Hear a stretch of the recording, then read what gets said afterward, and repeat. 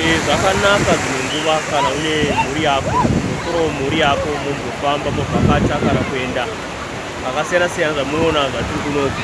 Tiri kuno kugungwa kwatiri kuuya kuno kwatakauya kuona nokufara nokupembera nezvinenge chiitwa kuno kuDurban. Zvinhu zvakanaka chose kufamba nemhuri yako, kuonawo nzvimbo dzinoita kuti rudo ruende mberi.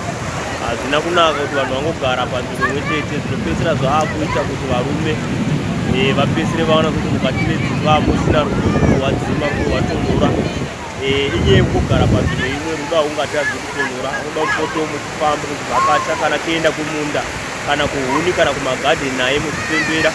Zvinhu zvinenge zvakanaka zvakafanana. Saka tinokurudzira sekufamba kwatakaita chiyo kuno kuDurban, nekuti dzimba dzakawanda vamwe varume vati hakusina rudo regai nditsvage umwe kunze uko riri dambudziko, asi kuvhakacha kakanaka chose tinotenda.